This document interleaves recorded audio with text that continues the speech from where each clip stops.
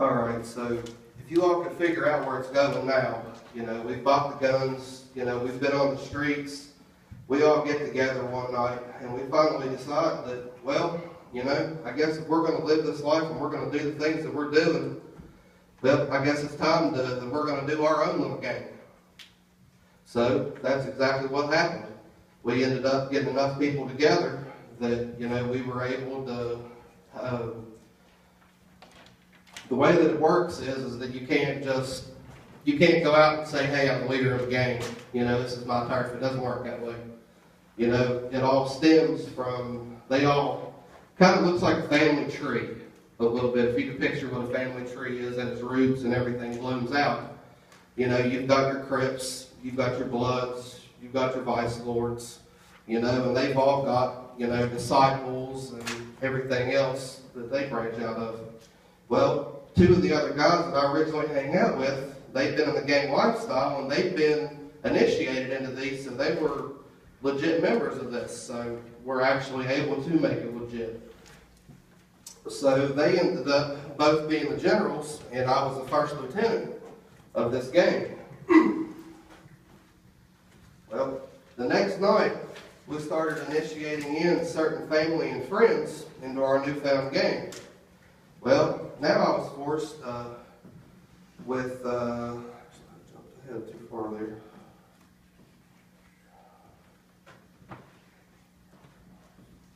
Bear with me, guys. Like I said, this is the first time I've given this. So. All right. Thank you, God. Basically, we ended up this last night that we had been partying. We ran into a guy that I'd actually known for quite a while, and he come to us and decided that he wanted to, have affiliation with what we were doing. And so we hung out with him for a couple nights, and we decided to initiate him in. Well, we let him decide what it was that he wanted to do for his initiation, to be able to prove his worthiness to run with us. What makes you so bad? Shows. Looking back a little bit, a lot of gangs, when they go to do their initiation, they make you what they call walk the line.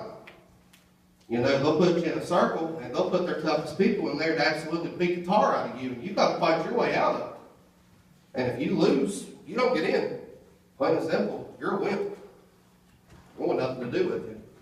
So that's more or less how that works. But anyway, back to the story. He decided that he was having some problems with his friend, and he decided, you know what? I'm tired of this guy messing with my girl. And the moral of the story is this is what it all started off of. When I got into all the trouble, was it all started with a girl. So he decided that he was going to go out and he was going to shoot this guy's house up to get his attention because he'd been hiding from him, he'd been running from him, and, had been trying to get his attention for a long time. So, of course, I agreed. So we all got together, we got into my car. The four of us drove up there, and when we got there, we switched drivers for some reason, and I got in the passenger seat when my buddies drove, and he was in the back seat.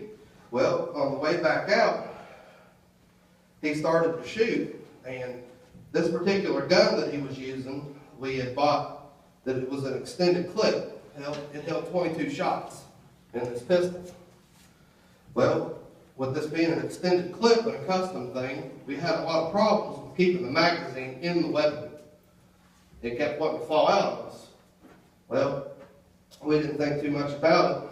Well, after he had put 22 bullets into this boy's house, come to realize that, about halfway home, the clip's gone. It's no longer in the gun. So I would go into panic mode. I knew exactly where it was. And sure enough, so we drove back to the house. I got into my mom's car. We drove back out there. Well, by the time we get back out there, bear in mind this wasn't maybe 8 minutes it transpired in this time frame because it was just out in Live 11. It wasn't too far away. It was living in the Westmoreland. So you can imagine how long it take to get out there. but there were already 3 cruisers on the scene. They had responded that fast. Well, we ended up going ahead, driving on past. We circled back out 75 and back through Spring Valley and back to Westmoreland. Well, we didn't think a whole lot about it for a couple days.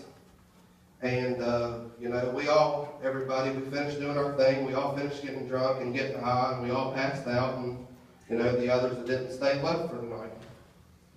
Well, a few more nights had went by. We hadn't really done anything. Well, this same guy, and he ended up showing up at my mom's house, and he come upstairs and woke me up and said, "Man, I'm still having problems with this guy." I said, "You know, I need you to take me out to his house, man, and I need to take care of this. This is really bothering me." So I said, "All right." So me and him and one of my other buddies, we loaded up in the car and we drove out towards Lafayette. Well, come to find out, he was still in school, and he went out to Wayne High School. Well, when we figured this out, we all had our weapons, and if you could imagine it, we all had our do-rags on and all looked, you know, really stupid and everything else. And, well, when you get into a public setting that's not used to, you know, seeing that kind of filth, I'll call it at this point, well, we got out there and we couldn't locate the guy, but we were able to find a buddy of his, you know, and as soon as he saw everything that we were doing, you know, radar went off in his head, so he walked a little closer to the car. We all had our weapons visible. You know, they weren't concealed by any means. You know, told him and said, "Hey, you know, pass the word to your buddy that we want to meet him up on the ridge. You know, we're going to end this." So he said, "All right." Well, you can imagine what happened at that point. He didn't go back and tell the guy. He went to the principal. Said, "Hey, principal, there's a car full of guys out here dressed in rags, having guns, saying they're ready to end this." So he calls the police. Well, we go ahead and we drive on out to the ridge out there in Wayne County. You know, it's called Marion Plymouth. I don't know if anybody's familiar with it or not. But that's the ridge that everybody goes out there to rip and roar on their dirt bikes and their four-wheelers and their big mud trucks and everything. Well, stupid me, I had a 1996 Toyota Camry, front-wheel drive. And you all can imagine, this isn't an off-road vehicle by any means.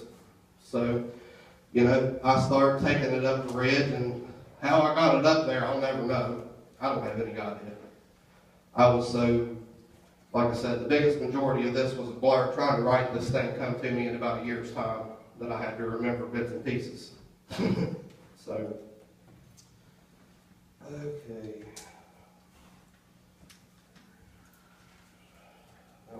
When we got to the top of the ridge, you know, I got turned around. We had been sitting out there for a while. Well, he had gotten a phone call, and we were going down to the other end of it to do something. I don't exactly recall what it was, but anyway, we got into the car and we drove a little farther out past what we call the first party tree. Well, that's when it starts getting really nasty, really rough, really rocky, you know, that would require a, you know, four-wheel drive vehicle for somebody that had common sense at this point. Well, ended up breaking a half shaft in my transaxle, which is, you know, for a front-wheel drive car, it's what drives the car. Well, ended up breaking that, so poof, car wasn't going anywhere anymore. It was done. So we just tried to figure out what we were going to do.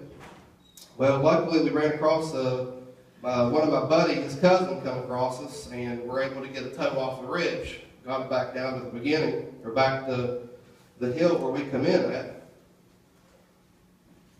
Well, as soon as we got back down there, we called one of my other buddy's moms that lived out in Lafayette, you know, to give us a ride back to the house. You know, we were going to try and get to the parts store to try and get the car fixed so we could figure out what we were going to do next. Well, as soon as we got back down, we had I believe it was a state police cruiser that went flying by us right there in Shoals. God only knows how fast he was going. I had no idea. And just for some reason, something caught him out of the corner of his eye. Said, "Man, that looks like the car that was, you know, that was given to me. That description was given to me that was just out of high school. You know, them boys that was packing guns."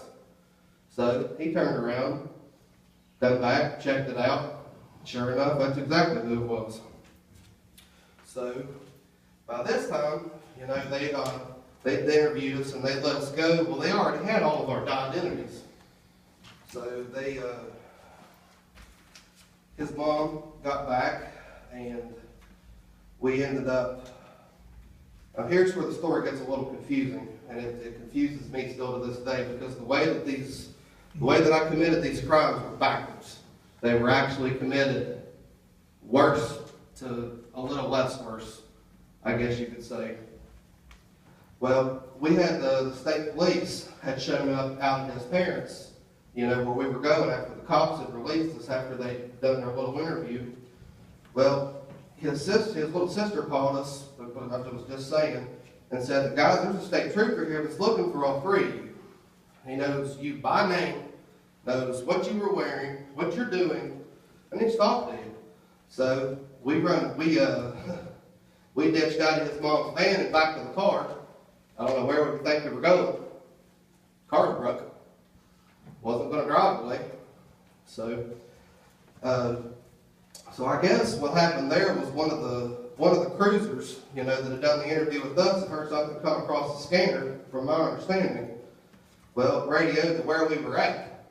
And, you know, that they were looking for three boys that, once again, matched our description. So he said, they're sitting down here at the foot of the ridge. So it wasn't 15 minutes that they showed up, and we got interviewed again, and were ultimately released at this time. Nothing was being done. They were just gathering intel. You know, didn't really have much to be able to prove at this point. Okay.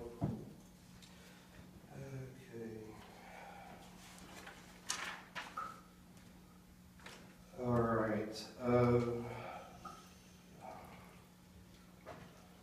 All right, I'd already been through and said when this gets a little confusing because the events actually happened from worse to bad. The shooting had occurred on March 20th of 2007, and the guns at the school happened on March 29th, 2007.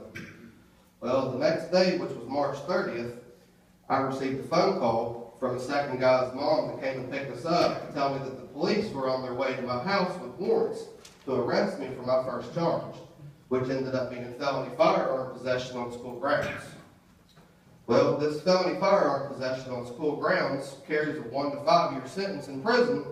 It has no misdemeanor level, as you can imagine. You know, guns on, you know, around kids. Now, the second felony I received did not surface until the middle of May 2007. So, I was arrested at my parents' house by the West Virginia State Police and was booked in at the local police station in Cerrito. Alright, then at that time, I was taken to go before the magistrate judge on duty, which just happened to be Teddy Mays, out in Wayne County for my arraignment. Well, the judge decided that since guns were involved, that he had to send me to jail on a $25,000 cash-only bond. And anybody that, you know, has unfortunately ever dealt with this, when a judge issues you a cash-only bond, you can use cash only. There is no surety, there is no property, there's no, you know, pay 10% of it, get your guy out of jail and go home. It don't work that way. Well, I ended up having to stay in jail because, you know, nobody had $25,000 cash on me and to get me out of jail.